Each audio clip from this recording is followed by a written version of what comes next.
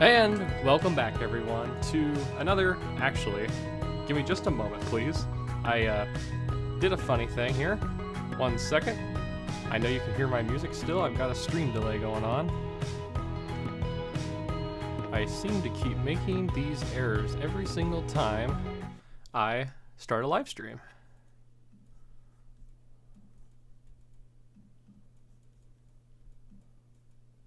Oh, actually, you're not hearing anything. Or what are you hearing? Oh, I know what you're hearing. All right.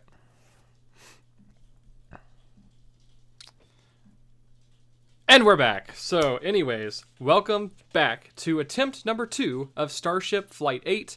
Obviously, we tried this on Monday evening, and they had to, or was it Tuesday? I think it was Monday. Fairly certain it was Monday. But anyways, they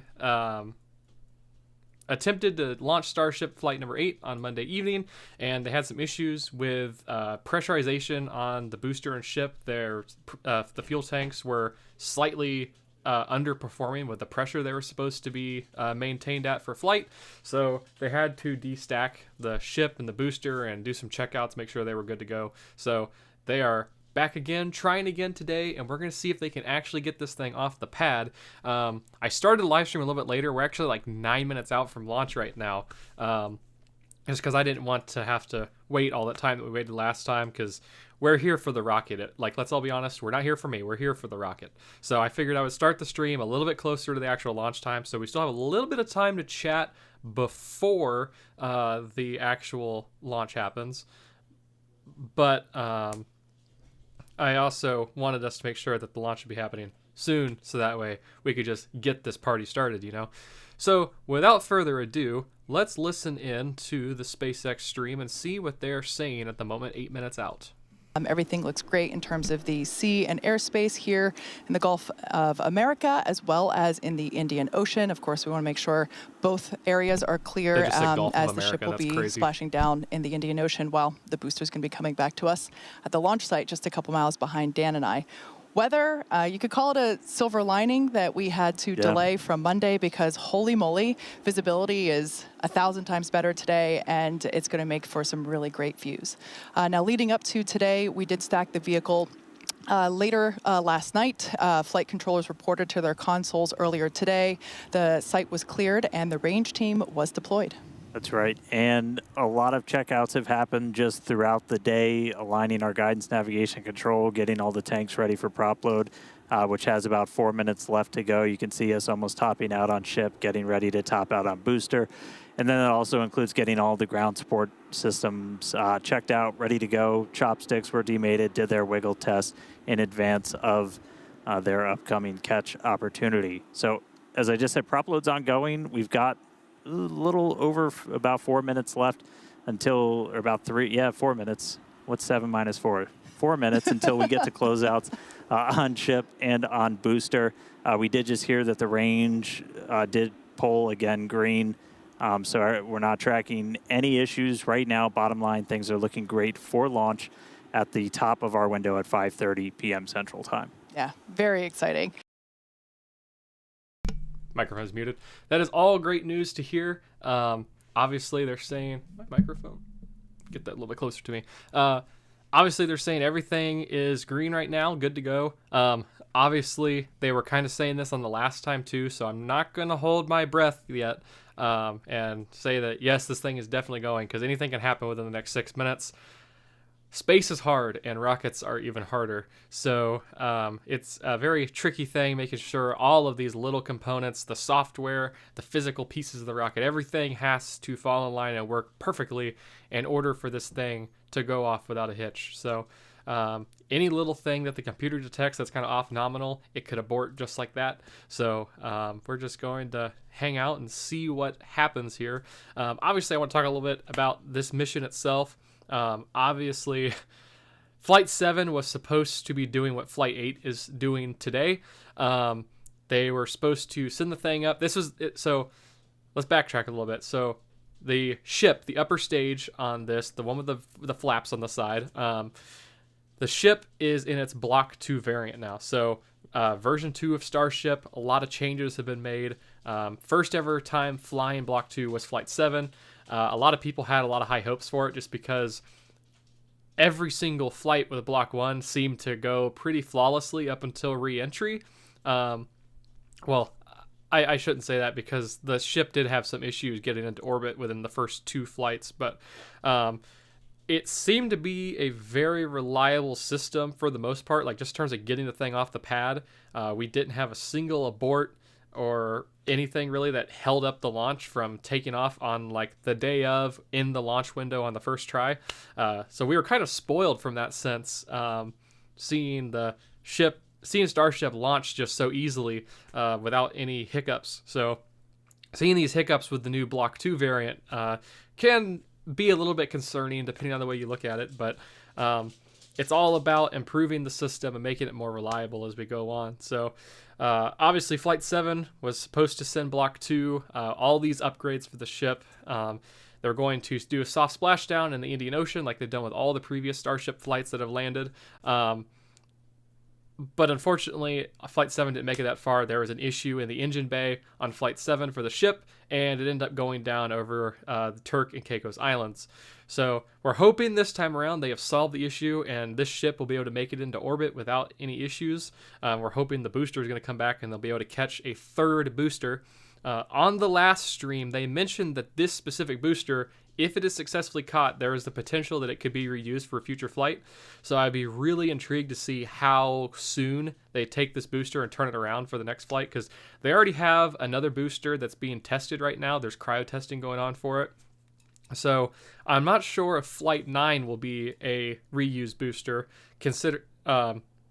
obviously depending on if they get this booster back. But I don't know if Flight 9 will be a reused booster, but maybe Flight 10 could be a reused booster. I'm not sure what the progress is on the next future boosters, because they're mass producing these things. And so there's going to be a lot of boosters that are just coming out in a line, and like just as soon as they launch one ship, the next ship and booster are already out on the pad doing testing and stuff. So they're moving pretty quick with this testing campaign to get this vehicle to its fully operational status. But I'm kind of rambling.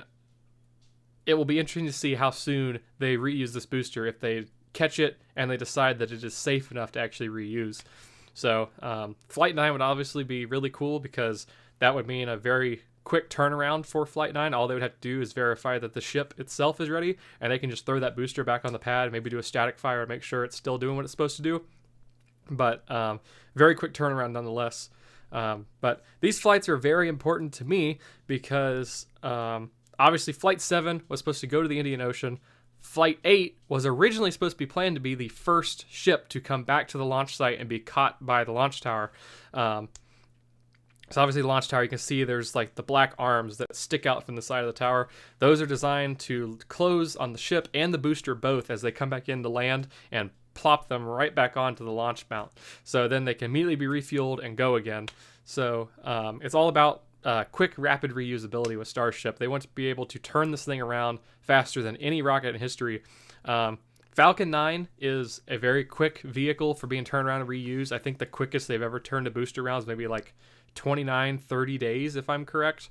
So obviously taking that month corridor from reusing a rocket and pushing it down to mere hours to get this thing back in the air again will be absolutely insane to see. But I'm going to stop yapping. We are just within the T-minus 1 minute for launch. They're going to hit their T40 corridor here, where they're going to decide if they need a hold. If everything's looking good, they're going to blow right through this, and they're not going to hold at all, and we might get to see this thing take off. So let's listen in and see what they're saying.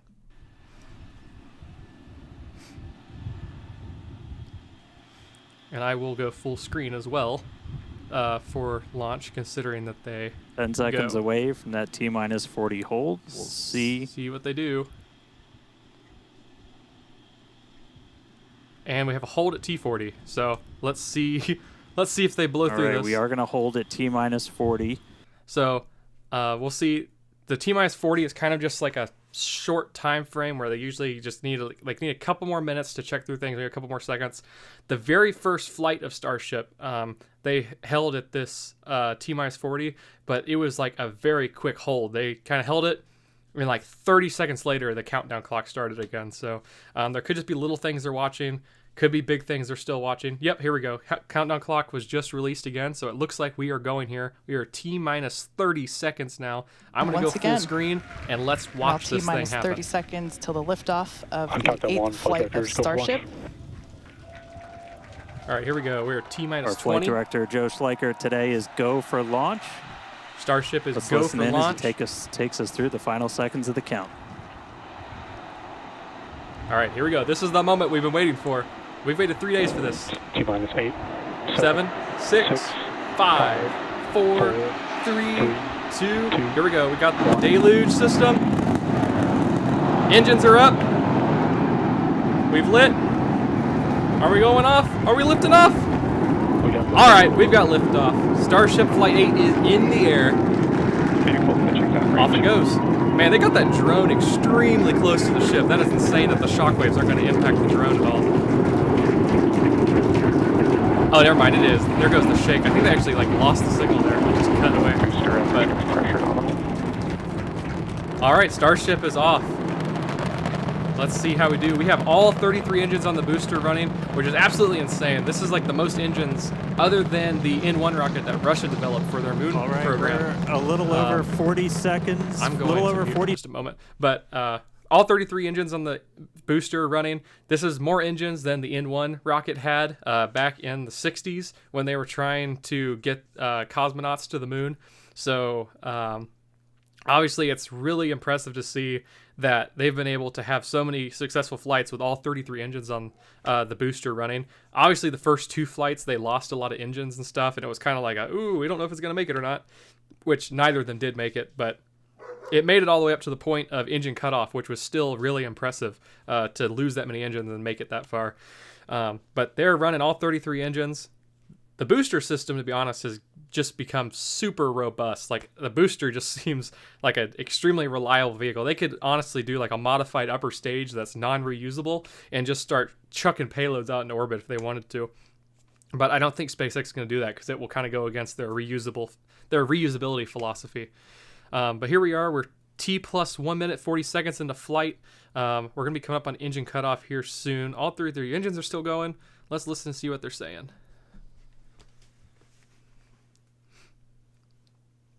I forget what time the cutoff We're hearing the initial call that we are go for booster catch back here at the launch tower. All right, so they're doing the calls early now, it sounds like. I don't think I've ever heard the call out early for booster catch, but coming up now on tower hot is staging. Confirmed to be ready for ship's catch. Engines so will ignite while still attached to. The next thing will be, once the booster separates, they're going to check out the booster systems and make sure it's good to go, and then they'll do the call out for go for booster return to launch site. So we're getting ready to do hot staging here. We're going to get our engine cut off here momentarily. And Starship second stage engines booster engine cut off. Booster engine cut off, and our hot staging is about to happen here. Ship engine startup. Yep, there we go. The ship is off. Hot staging successful. Stage separation. There goes our booster. Boost back burn startup. All right, boost back burn startup. We are missing 2 engines out of the 13 that are supposed to be lit. Ship engines, all 6 Raptors we'll ignited. See We're doing what that the booster boost back can do. burn. Looks like Missing we got 2 engines. 11 of the 13 that we command for that, so that's going to start sending the booster back. We are still go for booster return, even with 2 Raptors out during that boost back. We can do a full duration one. Here as we push it orbit. Looks like we got a ship, 6 engines heading into space. They lost and then we got a booster hopefully on our way back to Starbase. How's everything going in Hawthorne, Chris? Everything is looking good. The crowd eagerly followed that ascent and now watching the booster coming back. So as you can see on the left-hand side of your screen here, that is ship continuing. And that's a great view of ship continuing on its way to space. They're looking, that's inside the camera, inside the aft skirt, looking at the Raptor vacuum and the sea level engines. The sea level one's there in the center of your screen under our T-plus clock. You can see our boost back burn. We're down to 3 engines on the boost back burn. And then for landing, you can see ship on the right-hand side of that telemetry with 6 engines lit, continuing its ascent to orbit, already over 100 kilometers in altitude. The booster 87 kilometers in altitude and continuing its trek right now back to the landing site and catch site. Oh, we just had booster engine cut off right there. And we just heard a good call out for boost back shutdown. The next thing we should see on our screen is the separation of the hot stage from the Super Heavy Booster. We jettisoned that because we do not need it for the landing. All right, so hot staging ring has been jettisoned. Super Heavy, that hot stage ring will be incorporated into the booster, and we will get it back. The ship looks today, like it's going pretty well. You can see it on the right-hand side of your screen there, just separating off from the right-hand side of the booster. You can also see the booster doing its liquid oxygen dump there, which is exactly what we would expect for it to do as the booster gets itself configured for the landing here. Now, meanwhile, Starship will continue to coast after it reaches orbit for about 40 minutes or so, up to an altitude of 214 kilometers, but it's still got a ways to go there, currently accelerating past 7,500 kilometers per hour there in velocity. And just look at those great views. I don't know if I heard the call out for booster return for the Gulf coastline there just looks coming back to the launch site. Absolutely gorgeous. Starship is on a nominal trajectory. Starship. And there we hear nominal trajectories all around. And Dan and Kate, we're at 5 minutes, 15 seconds here into the flight. Everything looking good for the Super Heavy and for Starship today. What's it like there at Starbase as we get ready to catch? It is coming back, baby.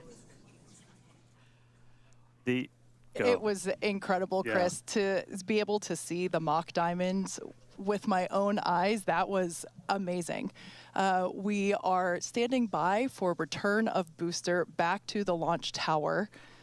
We have heard that we are go for the catch of the booster. All right, so everything's good with booster and the tower. So we're coming back in for a catch. This thing is coming in. Stage separate and fly away. So coming up in just about 30 seconds, we're going to look for the landing burn. We're going to command. Wow, look at that thing heat up as it hits the atmosphere, dude. Look how bright that gets. 13 initially, they bleed off all of that velocity. This thing is like a trooper because unlike Falcon 9 where it does the re-entry burn as it comes back in through the atmosphere to slow it down and keep the heat minimal on the aft end of the booster, this thing just grits its teeth right through it and punches through the atmosphere. So it's really cool to see how this thing just starts to glow orange as it re-enters at the launch site. All right, here comes the booster. This thing is screaming in. 13 engines. All right, there goes 13. Engines in startup. We have 12 out of the 13 engines. Down to 3. Down to 3 engines as the booster slows down for booster coming back in. Let's see what happens. This is always like a teeth-gritting moment here. Sonic boom.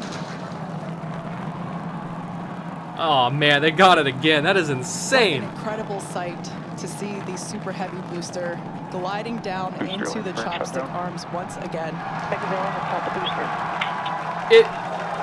It's like they're just pros at this. Like, you know, they're experts. They've got this. They're the landing. Insane. Wow. It's like they've been doing this, you know, for 15 years. That will never get old. It's actually crazy because, I mean, it takes precision to land a booster. We saw 12 out of 13 light for that. It takes a lot of precision to land a booster back on a drone ship out in the middle of the ocean. But it takes even more precision to get that thing right back where it started at the launch site and putting it between 2 arms. It's just insane to see this. It's really cool. But ship is going way better than it did before. I don't see any issues, I don't think. It's like a little orange there in the bay, but that's probably just heat from the engines or something. They're getting up to those orbital velocities. They're aiming, I think they said like 214 kilometers or something like that in altitude. But they are climbing. They've got their orbital velocities going. Oh, they've lost engines. They just lost engines. They're out of control. Never mind. Everything's going very bad now. It's spinning out of control. Oh, no. Oh, this is... Wow. Well, ship's gone. Oh, never mind. I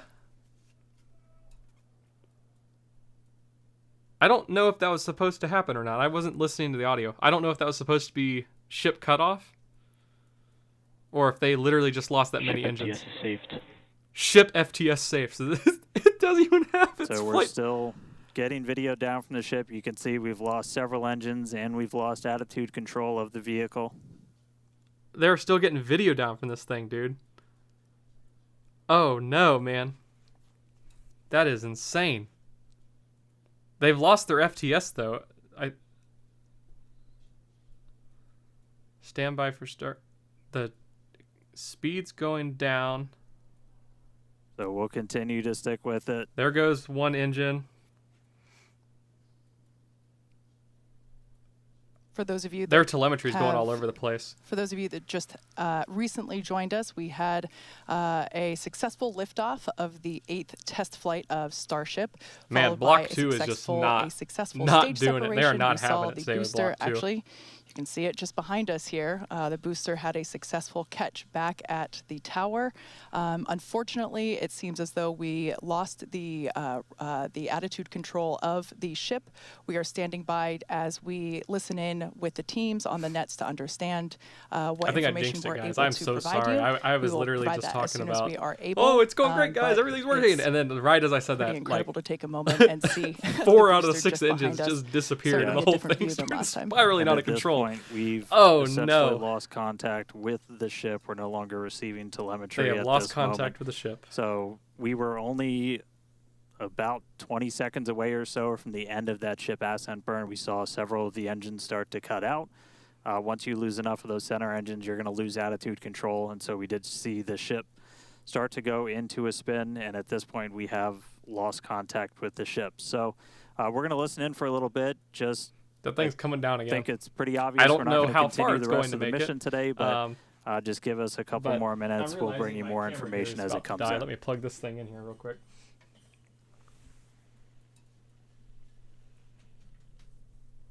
Give this thing some juice. But I don't even. I have no words right now. It is absolutely insane. I feel partially responsible for what just happened. I'm really sorry, guys. Next time this thing launches, because obviously we're not getting a booster return to launch, or we're not getting a ship return to launch site for Flight 9. We're looking at Flight 10 now at the earliest. So, and it might even be pushed back to Flight 11. I'm not sure, because they might really just want to make sure that this system is robust before they try to come back to the launch site. Because when this thing re-enters, it's going to be coming back over like the mainland United States, I'm pretty sure. And they do not want this thing to come down over populated areas. So they're really just going to have to test this thing and push it to make sure that the systems are robust on it and it can successfully get back to the launch site without causing any significant damage. But I'm not sure. Flight 10, Flight 11, possibly for ship return to the launch site. It's actually insane to see how unreliable Block 2 has seemed. I know this is only the second flight of Block 2, but Block 1 just seemed to like that it had its issues in the first 2 flights, but after Flight 2, they seemed to kind of get the hang of it, and the ship was consistently getting into orbit for the next, what would it have been? The next 5 flights after that, all up to Flight 6. So, it's just... It's really disappointing, I guess, to see a new iteration of the ship that's supposed to be more robust and more reliable seemingly being less reliable than the Block 1 version of the ship.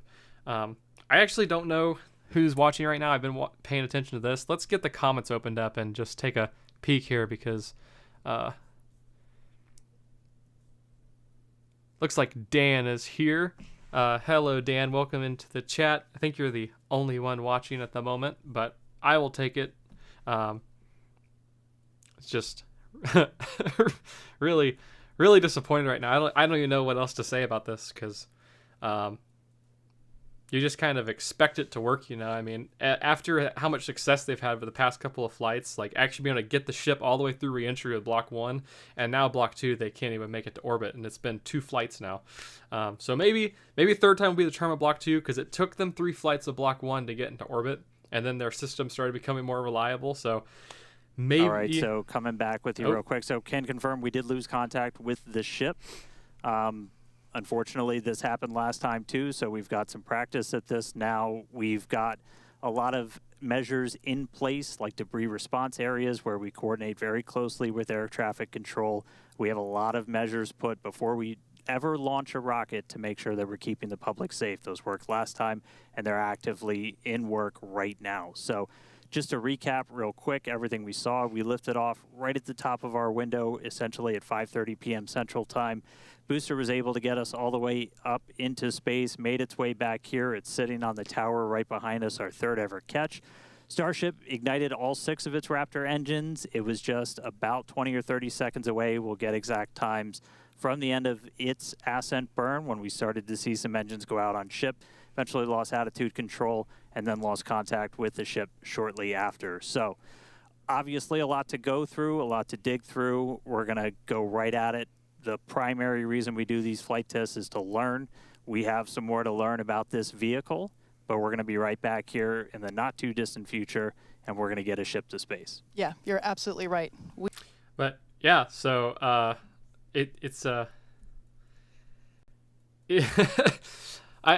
forget where I had a thought going there, but yeah, with Block 1 of the ship, they obviously made it to orbit on the 3rd try. Well, I say orbit with quotations. Every single Starship flight up until now has been a suborbital flight. They haven't made it to a full orbital velocity just because if they had any issues where the ship was not able to relight its engines, they didn't want that thing to be stuck up in orbit because that is a huge piece of space debris to be stuck up there.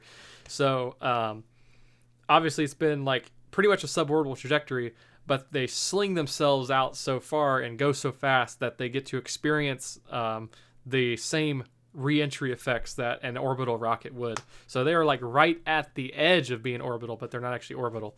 But 3rd try, they actually got the ship into space and were able to re-enter. Obviously, the ship on the 3rd try was not able to maintain its orientation on re-entry. But then Flight 4, they fixed that and they gridded that thing through. They lost huge chunks of the fins, but it still made it all the way to its landing burn and touched down in the ocean. So we'll see. Maybe 3rd time will be its charm with Block 2, and they'll get this thing into space. And we'll get to see this thing re-enter for the first time. But I'm thinking we're looking at Flight 10, Flight 11 to get this thing back to the launch site for a ship catch. The booster, as I said, looks extremely reliable. I mean, they've had, other than the first 2-3 flights, I'm actually trying, I think Flight 5 was when they got their first booster catch. But Flight 5 was the first booster catch, but they had a successful splashdown with no issues by Flight 4. So booster is proving itself worthy, but you have to remember as well, this is still Block 1 of the booster. They've figured out all the issues on Block 1, and Block 1 is running as it should. So it does warrant some concerns what will happen with Block 2 of the booster once it starts operating, if they're going to have issues. Now, obviously, what happened on the last flight, Flight 7, what caused the ship to have its failure was something with, there's a ceiling in the engine bay, and that causes the... or there was a ceiling in the engine bay that houses all kinds of important components inside of the engine bay, wiring, stuff like that, to keep the heat from re-entry and heat from the engines and stuff from damaging stuff. But obviously there was some kind of fire that broke out in the last one, and they didn't have the adequate amount of fire suppression in the ceiling in the engine bay to put out these fires. So Block 2 is running on V2 of the Raptor right now, which it's not necessarily designed for. They wanted to get this thing flying, so they have put the V2 Raptors on Block 2 Starship just to get this thing in the air and going. Block 2 is ultimately designed for Raptor V3, which is in development still. They've been doing really hard testing on it, making sure that this thing is like ready to go. Elon's making it sound like it's pretty close to being ready, so I'm not sure when we're going to see the first ship with a V3 Raptor on it. But they said due to the reduction in parts on Raptor V3, this thing is like super compact now. They're actually going to be able to raise that ceiling and like close it off, I guess. So once they get Raptor 3 on the ship, I think any chances of fire breaking out in the engine bay are going to be significantly less. And they've obviously, I think they said something, they got like nitrogen purge systems inside the ceiling in the engine bay to also try and prevent fires from breaking out. But I think that's it.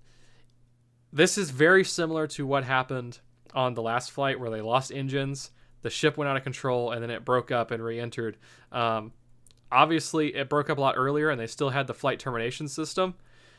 This thing is a fully engine-tiled, engine-tiled, did I say engine-tiled? Fully heat-shielded ship that has not broken up because the FTS safed before it was able to detect that there was an issue.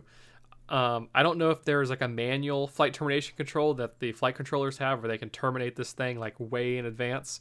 Or not way in advance, but like when the automated flight termination system on the computer disables itself, if mission control is able to still do an override manually and blow that thing up. Because otherwise, this is going to be a very large rocket that's going to be out of control, but it's going to re-enter in one piece, and it will most likely stay in one piece all the way through, or a majority of the way through.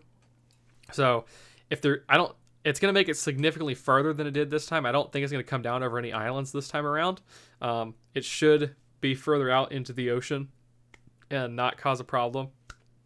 But if there is any video, it'll be interesting to see the re-entry of this one as it comes back down. But yeah, I mean, I don't know what else to say. It was very, very disappointed to see that the ship did not make it. It made it further than the last one, but still didn't make it as far as we wanted it to. We were hoping to at least get this thing into orbit, maybe see those Starlink simulators on board deploy and stuff, but looks like we're going to have to wait until Flight 9. Obviously, we got our booster back. This thing is in good health. It's just there. It's chilling out. I don't know.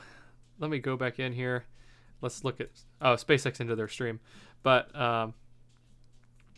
obviously, the booster is chilling out on the launch mount.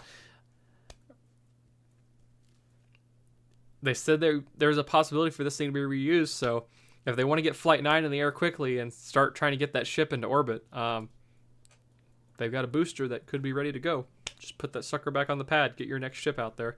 But obviously, I don't know what their plans are going to be. Obviously, there's investigations going to have to happen once again. They're going to have to figure out why the ship did what it did. Obviously, the loss of engines and attitude control, like I said, is very similar to what happened on Flight 7. This is just me speculating. I'm not saying this is definitely what happened, but speculation. I think something very similar to what happened on Flight 7 happened again here. Fire broke out in the engine bay and messed up a lot of stuff with the engines and made them shut off prematurely. So we'll see what SpaceX says in their investigations.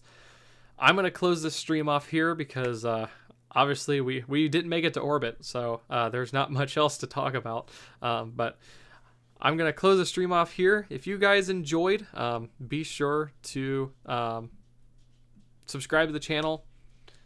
I don't think I would recommend sharing this stream. I would say share this video or share the stream, but you'll probably make whoever watches this sad as well because the rocket didn't make it to orbit. There's a pretty cool booster catch they can watch if they want to watch the booster catch, but tell them to stop watching after that because for no particular reason, just stop watching. So I'm going to end the stream off here. If you guys enjoyed, be sure to subscribe, like the video. If you want to support the channel and support my work, check out the darkroom link in the description. I've got prints up there, so all the photos on there are taken by me. I love doing aviation photography. I'm hoping to get into space photography this year. Get out and see some rocket launches, photograph them. But if you want some sweet wall art for your office or bedroom or living room, whatever, if you want some wall art and you want to support my channel and my work, check out the darkroom link in the description. I will see you all next time in another Starship live stream, considering they can get the next one going. I'm not things are not looking out for Starship, but hopefully third time will be the charm. So I'll see you all next time, hopefully for Flight 9. And well, other than that, see you later.